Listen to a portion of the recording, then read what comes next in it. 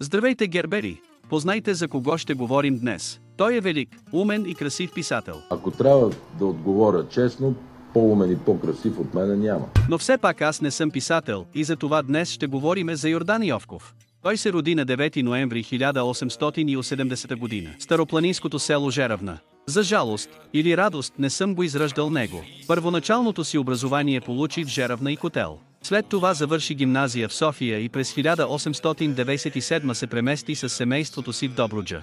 Там главно учителстваше. Той много харесваше природата там, обширните полета, които са много различни от чукарите в Стара планина. Оттам са му разказните сборници "Вечер в Антимовския хан", "Ако можеха да говорят", "Женско сърце" и други. През 1902 година той прекъсна учителството и почна като подофицер в Княжево. Той участваше във Втората световна война, храбро. След това работеше във Варна и Белкорещ.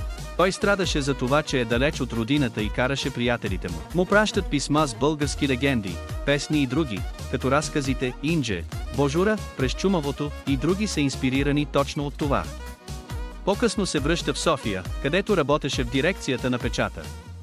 За жалост умира през 1937 година. Тъжете, ако щете плачете. Но нека да не тъжим. Днес съм ви подготвил нещо специално от мен. На дъното съм, за никъде съм.